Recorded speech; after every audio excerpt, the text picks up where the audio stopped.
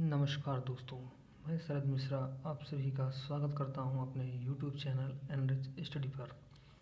दोस्तों, जैसा कि हमने अपने पहले वीडियो में बताया था कि हम अपने चैनल पर मैथमेटिक्स का सिलेबस कराने जा रहे हैं जो कि सीटेट एग्ज़ाम में आता है। और हम दोस्तों सभी टॉपिक्स को कवर करेंगे जो एग्ज़ाम के पॉइंट ऑफ व्यू से इम्पॉर्टेंट हैं, और साथ ही साथ प्रीवियस ईयर में आए हुए क्वेश्चंस को भी सॉल्व करेंगे। तो दोस्तों, आज पहले लेक्चर में हमारे ये टॉपिक का नाम है नंबर्स। जी हाँ, संख्याएं। दोस्तों, आप सभी संख्याएं से भली भांति अवगत होंगे। जैसा कि हम जानते हैं, अंकों को हम इकाई, दहाई, सैकड़ा के स्थान पर रखते हैं तो उसे ही संख्या कहते हैं। जैसे दोस्तों आप यहाँ पे देख रहे हैं कि इकाई के स्थान पर 4, दहाई के स्थान पर 3 और सैकड़ा के स्थान पर 2 है, तो इसको 234 पढ़ा जाएगा। ये एक संख्या है। ये तो बात हुई दोस्तों। अब जो प्राकृत संख्याएं हैं, नेचुरल नंबर जिनको हम कहते हैं, वो क्या हैं, इसको हम समझेंगे दोस्तों नेचुरल नंबर्स में ये जो सबसे आप शुरू से ही जो गिनती पढ़ते हुए आए हैं उन्हें ही नेचुरल नंबर कहते हैं। दोस्तों, जैसा कि ये देख रहे हैं आप नेचुरल नंबर्स। नेचुरल नंबर में दोस्तों जब हम गिनना प्रारंभ करते हैं तब हम 1, 2, 3, 4, 5, 6 का प्रयोग करते हैं। ये संख्याएं हमारे सम्मुख प्राकृतिक रूप से आती हैं, इसीलिए इन गणन यानी कि गिनती गिनने वाली संख्याओं को प्राकृत संख्याएं कहते हैं या नेचुरल नंबर्स कहते हैं इन्हें। उसके बाद दूसरा है आपका पूर्ण संख्याएं, होल नंबर्स। प्राकृत संख्याएं यानी कि 1, 2, 3, 4, 5, 6 ये प्राकृत संख्याएं हैं। इनमें जब हम शून्य को मिला देते हैं, यानी कि प्राकृत संख्याएं शून्य के साथ मिलकर पूर्ण संख्याओं का संग्रह बनाती हैं, जिसे ही हम पूर्ण संख्याएं कहते हैं, यानी कि होल नंबर्स कहते हैं। आप यहाँ पे एग्जांपल्स में दोस्तों देख भी रहे हैं कि ये एग्जांपल्स में आपका जो है दोस्तों यहाँ पे लिखा हुआ है, और आप देख पा रहे हैं कि ये जो 0, 1, 2, 3 ये दिख रहा है आपको, ये है पूर्ण संख्याओं का उदाहरण। जी हाँ दोस्तों, इसी ही कहते हैं पूर्ण संख्याएं। दोस्तों, अब यहाँ पे एक चीज़ ये देखने वाली है नोट्स में, नोट की आप ये जहाँ देख रहे हैं दोस्तों कि सभी प्राकृत संख्याएं पूर्ण संख्याएं भी हैं, यानी कि जितनी प्राकृत संख्याएं हैं, प्राकृत संख्याएं जैसा कि हमने पहले आपको बताया 1, 2, 3, 4, 5, 6 ये सारी प्राकृत संख्याएं हैं। ये पूर्ण संख्याएं भी हैं, लेकिन दोस्तों यहाँ पे एक चीज़ देखना ये है कि सभी पूर्ण संख्याएं प्राकृत संख्याएं नहीं हैं। ऐसा क्यों है? क्योंकि पूर्ण संख्याओं में जो 0 होता है वो प्राकृत संख्याओं में नहीं होता है, इसीलिए सभी पूर्ण संख्याएं प्राकृत संख्याएं नहीं हैं। जी हाँ दोस्तों, ये एग्ज़ाम के पॉइंट ऑफ व्यू से दोस्तों बहुत ही महत्वपूर्ण मतलब टॉपिक है। ये विशेष ध्यान रखने वाला है कि ये वाला आप इसको देख लीजिए, सभी प्राकृत संख्याएं पूर्ण संख्याएं भी हैं, लेकिन सभी पूर्ण संख्याएं प्राकृत संख्याएं नहीं हैं। ये बहुत ही ध्यान देने वाली बात है दोस्तों। अब उसके बाद आप देखते हैं पूर्णांक है। पूर्णांक को हम अंग्रेजी में इंटीजर्स भी कहते हैं दोस्तों, जैसा कि आप देख रहे हैं। पूर्णांक संख्याएं वे संख्याएं हैं जो अपने अंदर प्राकृत तथा पूर्ण संख्याएं सहित ऋणात्मक संख्याओं का समावेश करती हैं। जी हाँ दोस्तों, पूर्णांक में 2 प्रकार के पूर्णांक होते हैं। आप सब जानते भी होंगे कि एक धनात्मक पूर्णांक, एक ऋणात्मक पूर्णांक। और पूर्णांक में 0 सहित ऋणात्मक संख्याएं और धनात्मक संख्याएं भी आ जाती हैं, जैसा कि आप यहाँ उदाहरण में देख रहे हैं कि -2, -1, 0, उसके बाद +1, +2, +3 ये सब पूर्णांक के उदाहरण हैं। यहाँ तक बात क्लियर हुई दोस्तों। अब इसके बाद है आरोही क्रम। जी हाँ दोस्तों, असेंडिंग/इंक्रीजिंग ऑर्डर। आरोही क्रम उस क्रम को कहते हैं जिसमें किसी दी हुई एक अव्यवस्थित संख्या को हम एक उसे ही हम आरोही क्रम कहते हैं। आप यहाँ पे इसकी परिभाषा भी देख सकते हैं। आरोही या बढ़ते हुए क्रम का अर्थ है सबसे छोटे से शुरू करके सबसे बड़े तक व्यवस्थित करना।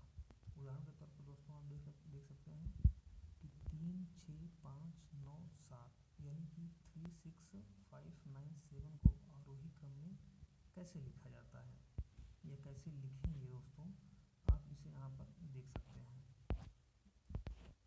अब इसको दोस्तों आप ऐसे समझ सकते हैं, यहाँ पर तो आप यहाँ पर देखेंगे दोस्तों कि 3, 6, 5, 9 तथा 7 का आरोही यानी कि असेंडिंग ऑर्डर ये होगा 3, 5, 6, 7, 9। अब उसके बाद है अवरोही क्रम यानी डिसेंडिंग ऑब्लिक डिक्रीजिंग ऑर्डर। अवरोही क्रम या घटते हुए क्रम का अर्थ है कि अवरोही क्रम को ही हम घटते हुए क्रम भी बोलते हैं दोस्तों।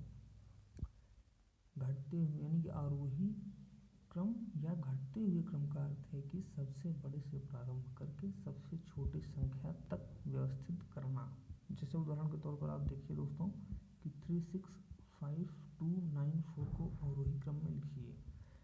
3, 6, 5, 2, 9, 4 का अवरोही क्रम कुछ इस प्रकार है दोस्तों, 9, 6, 5, 4, 3, 2। जी हाँ दोस्तों, ये घटता हुआ क्रम है। आप देख रहे हैं यहाँ पर कि 9 दोस्तों आप देख रहे हैं ये 9 और यहाँ पर आप देखिए ये एग्जाम्पल देखिए दोस्तों 9, 6, 5, 4, 3, 2, ये घटता हुआ क्रम है दोस्तों। अब दोस्तों संख्यांकन की भारतीय पद्धति, इंडियन सिस्टम ऑफ न्यूमरेशन। जी हाँ दोस्तों, ये क्या है इसको समझते हैं। ये हमारे एग्जाम के दृष्टिकोण से महत्वपूर्ण भी है दोस्तों। भारतीय संख्यांकन पद्धति में हम इकाई, दहाई, सैकड़ा, हजार का प्रयोग करते हैं तथा आगे लाखों और करोड़ों का भी प्रयोग करते हैं। लाखों और करोड़ों को प्रदर्शित करने के लिए अल्पविराम का प्रयोग भी किया जाता है दोस्तों। जैसे आप यहाँ पे देखिए, ये उदाहरण दिया है, आप देख रहे होंगे कि इनमें अल्पविराम का भी प्रयोग है। देखिए आप 3 अंक यानी कि सैकड़े के बाद अल्पविराम है, उसके बाद फिर 2 अंक के बाद फिर अल्पविराम है, यानी कि 1000, 10,000 के बाद फिर लाख, 10 लाख के बाद अल्पविराम है दोस्तों। तो इसको हम इस तरह कुछ पढ़ते हैं कि 9,05,25,435। ये अपनी भारतीय पद्धति में जो संख्यांकन की भारतीय पद्धति है उसमें हम इसको इस तरह पढ़ते हैं। लेकिन दोस्तों आप यहाँ पर ये देख रहे हैं कि जो ये अब संख्यांकन की अंतर्राष्ट्रीय पद्धति है वो कैसे है, उनमें क्या होता है, तो उसको दोस्तों आप इस तरह से समझिए कि संख्यांकन की अंतर्राष्ट्रीय पद्धति में इकाई, दहाई और हजार, सैकड़ा, हजार के आगे मिलियंस का प्रयोग होता है। जी हाँ दोस्तों, मिलियंस मतलब लाख, जिसको हम हिंदी में लाख बोलते हैं, वही मिलियंस है। हजारों और मिलियनों को प्रदर्शित करने के लिए अल्पविराम का प्रयोग किया जाता है। उदाहरण के तौर पर आप देखिए दोस्तों कि एक संख्या ली गई है, इसके बाद अल्पविराम का प्रयोग है और इसको अंतर्राष्ट्रीय पद्धति में इस प्रकार पढ़ा जाता है कि आप देख रहे हैं दोस्तों कि यहाँ पर ये जो नंबर है उसको कैसे पढ़ा जाएगा अंतर्राष्ट्रीय पद्धति में। तो इस प्रकार लिखा है कि 60 मिलियन यानी कि 60,321,425। और इसी संख्या को अगर हम कहें कि भारतीय संख्यांकन पद्धति में कैसे पढ़ेंगे, तो दोस्तों इसको हम 6,03,21,425 पढ़ेंगे। जी हाँ दोस्तों, भारतीय संख्यांकन की पद्धति में इसको हम 6,03,21,425 पढ़ेंगे। यहाँ तक क्लियर हुई बात दोस्तों। अब दोस्तों इसके आगे आता है आपका अपना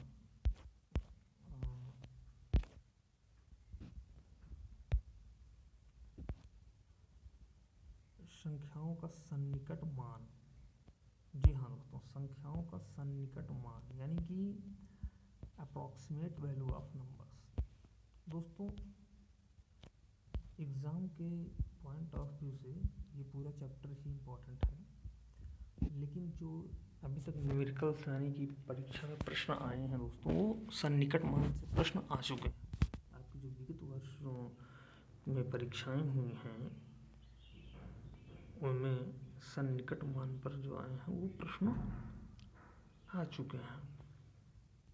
तो दोस्तों सन्निकट मान को हम इस तरह समझते हैं कि संख्याएं 1, 2, 3 और 4 संख्या 10 की तुलना में संख्या 0 के अधिक निकट यानी कि समीप है। सन्निकट मान क्या है? जैसा कि आप सभी जानते हैं कि निकट मतलब समीप, नियर। आप सभी जानते हैं दोस्तों कि जो समीप होता है, जो निकट होता है, उसी वही है सन्निकट। अब जैसा कि आप देख रहे हैं कि 2, 3, 4 0 के निकट हैं या 10 के निकट हैं, आप तो खुद समझिए, आप तुलना कीजिए तो आप पाएंगे कि 0 के निकट हैं 2, 3, 4, इसलिए इन्हें शून्य के सन्निकट किया जाता है। और संख्याएं 6, 7, 8, 9 संख्या 10 के निकट है, इसलिए इन संख्याओं को 10 के सन्निकट किया जाता है। अच्छा दोस्तों, यहाँ पे एक चीज़ ये भी है कि जो संख्या 5 है वो इसमें नहीं है, लेकिन संख्या 5 को दोस्तों बीच की है, 0 और 10 के बीच की संख्या है, तो इसको सामान्य तौर पर 10 के ही निकट माना जाता है दोस्तों। यहाँ पे ये चीज़ ध्यान देने वाली बात है दोस्तों। अब उदाहरण के तौर पर दोस्तों आप देखिए कि 28 का दहाई का सन्निकट क्या है? जो 28 है दोस्तों, उसके बाद जो दहाई यानी कि 10th का नंबर है, यानी 28 के बाद दोस्तों 30 आएगा, जो नियर में होगा, नज़दीक यानी निकट में होगा, समीप में होगा। 28 के समीप क्या है दोस्तों? 30 है। उसी प्रकार दोस्तों 39 के निकट क्या है? नियर बाई 40 है। और 21 के निकट 20 है। 221 का सैकड़े का सन्निकट क्या है दोस्तों? 200 है। और 1121 का हजारवे का सन्निकट क्या है दोस्तों? 1000 यानी कि 1000 है। जी हाँ दोस्तों, ये है टॉपिक, मतलब अपना जो अभी तक एग्ज़ाम में आए हैं क्वेश्चन, वो सन्निकट मान से। अभी दोस्तों हम आपको दिखाएंगे कि सन्निकट मान में किस प्रकार प्रश्न विगत वर्ष की परीक्षाओं में पूछे गए हैं। यहाँ तक दोस्तों उम्मीद करता हूँ कि बात क्लियर होगी। और अब इसके आगे हैं दोस्तों कि जो संख्या अपना टॉपिक है नंबर्स, इस टॉपिक से जो लास्ट यानी कि प्रीवियस ईयर में एग्ज़ाम में क्वेश्चन आए हैं वो कैसे आए हैं दोस्तों। जैसा कि आप सभी को दिख रहा होगा यहाँ स्क्रीन पर, यहाँ दोस्तों आपको दिख रहा होगा स्क्रीन पर कि ये जो एक 407928 को पढ़ा जाएगा, इसमें दोस्तों 4 विकल्प दिए गए हैं। ये आप देख रहे हैं ABC D, इधर भी विकल्प दिए हैं, ABC करिए, 4 ऑप्शन है डी तक, और लिखा है 4,07,928, 4,79,028, 47,928, 40,928। तो दोस्तों इसमें हमें, और देखिए दोस्तों ये सीटेट एग्ज़ाम 2011 यानी कि सीटेट 2011 एग्ज़ाम में ये क्वेश्चन आया हुआ है दोस्तों। देखिए कितना मतलब इजी क्वेश्चन है, आज इसको सभी कर ले जाओगे दोस्तों। यहाँ पर आप जैसे पढ़ते हैं, जैसे हम लोग स्कूल में सीखते थे, इकाई, दहाई, श्रृंखला, हज़ार, 10,000, लाख, इसी तरह करके आपको देखना है और जल्दी से इसका आंसर टिक कर देना है। जी हाँ दोस्तों, आप यहाँ पर देखेंगे तो 4,07,928 लिखा हुआ है कि दोस्तों, तो यहाँ पर 4,07,928, जी हाँ दोस्तों, ये ए ऑप्शन में है आपका फर्स्ट ऑप्शन, तो इसका आंसर हो जाएगा ए ऑप्शन। जी हाँ दोस्तों, ए ऑप्शन हो जाएगा इसका आंसर। और उसके बाद दोस्तों क्वेश्चन नंबर 2 है जो आपका, देखिए आप कि संख्या 49532 का सन्निकट हजारवां मान होगा। दोस्तों आप देख रहे हैं कि ये भी सीटेट एग्ज़ाम 2011 में आया हुआ क्वेश्चन है, सन्निकट मान से यानी कि नियर बाई, सन्निकट हजारवां मान आप देख रहे हैं दोस्तों। तो जैसा कि अभी हमने दोस्तों बताया कि 1000 के निकट हजारवां इससे पूछ रहा है दोस्तों, तो 49,532 है दोस्तों, 49,000, उसके बाद 532 है दोस्तों। 1000 का आधा क्या होता है? 500, और 532 है, जिसमें 500 100 से भी 32 क्या है, ज़्यादा है। जो आप देख रहे हैं यहाँ पर ना 49,532। तो दोस्तों ये 50,000 के सन्निकट होगा, यानी कि उसका जो आंसर होगा दोस्तों वो ए ऑप्शन होगा राइट आंसर, यानी कि 50,000 इसका जो सन्निकट मान होगा वो 50,000 होगा दोस्तों इसका आंसर। अब दोस्तों यहाँ पर क्वेश्चन नंबर जो 3 है वो हिंदी अरबी संख्यांकन पद्धति में 4 अंक वाली कितनी संख्याएं हैं। ये भी दोस्तों आप देख रहे हैं कि सीटेट एग्जाम 2011 में आया हुआ क्वेश्चन है। हिंदू अरबी दोस्तों जी हम जो 1 2 3 4 पढ़ते हैं 1 2 3 4 वही है हिंदू अरेबिक सिस्टम, वही है अपना हिंदू अरबी संख्यांकन पद्धति। तो उसमें जो 4 अंक वाली कितनी संख्याएं हैं, उसमें 4 अंक वाले दोस्तों 9,000 संख्याएं हैं। यहाँ पर राइट आंसर जो होगा दोस्तों वो 9,000 होगा, राइट आंसर ये ऑप्शन होगा। जी हाँ दोस्तों, यहाँ पर अपना राइट आंसर 9,000 होगा। अब दोस्तों यहाँ पर ये तो था। अब यहाँ पर दोस्तों एक क्वेश्चन और है, लास्ट क्वेश्चन है ये इसी टॉपिक से अपने, कि एक दुकान में 239 खिलौने हैं, 70 और खिलौने लाए गए, उनमें से 152 बिक गए, बचे हुए खिलौनों की संख्या थी। अब दोस्तों यहाँ पे टोटल मतलब जोड़कर नहीं घटाया गया है, ऐड कर नहीं किया गया, टोटल नंबर उसमें नहीं निकालना। यहाँ पर एक फॉर्मेट में चारों विकल्प दिए गए हैं आंसर के दोस्तों, तो उस फॉर्मेट को समझना है। पहले क्या था कि दुकान में टोटल 239 खिलौने हैं, यानी कि 239 ये ऑलरेडी है अपने पास। अब इसमें 70 और खिलौने लाए गए, 70 लाए गए, मतलब दोस्तों क्या है कि प्लस हुआ प्लस 70 ये हुआ। उनमें से 152 बिक गए, बिकने का मतलब क्या हुआ दोस्तों कि गए, यानी कि माइनस हो जाएगा कितना 152। जी हाँ दोस्तों 152 होगा माइनस। तो दोस्तों यही फॉर्मेट हो जाएगा। देखिए आप कौन से ऑप्शन में ये मिल रहा है, 239 प्लस 70 माइनस 150।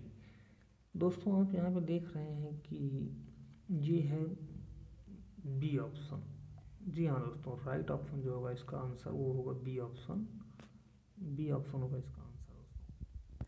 तो दोस्तों नंबर्स का जो अपना टॉपिक है वो एग्ज़ाम में मैंने देखा प्रीवियस क्वेश्चंस में जिस तरह आए थे, मैंने इन सबों को कराया आपके सामने, इसी टाइप के क्वेश्चंस आए हैं। दोस्तों ये टॉपिक इम्पॉर्टेंट इसलिए है कि हाल में तो क्वेश्चन इस टॉपिक से नहीं आए हुए हैं, लेकिन सिलेबस में ये टॉपिक है और हो सकता है कि इस बार ये क्वेश्चन इस टॉपिक से एग्ज़ाम में आ जाए। तो दोस्तों आप इसे अच्छे से समझिए, पढ़िए, और जो कुछ भी डाउट हो दोस्तों उसको आप कमेंट करके पूछ सकते हैं। और दोस्तों हमारे चैनल पर अगर आप नए हैं तो आप हमारे चैनल को लाइक करिए, सब्सक्राइब करिए और शेयर करना मत भूलिए। दोस्तों बने रहिए एनरिच स्टडी पर। दोस्तों आप सभी को एनरिच स्टडी पर एग्ज़ाम ओरिएंटेड कंटेंट हमेशा मिलते रहेंगे। दोस्तों अभी जो क्लास चल रही है दोस्तों वो सीटेट एग्ज़ाम की है, मैथमेटिक्स की। इस पे आपको मैथमेटिक्स का पूरा सिलेबस कराया जाएगा दोस्तों। इसी के साथ दोस्तों आप हमारे चैनल को सब्सक्राइब करिए और शेयर कीजिए और लाइक कीजिए।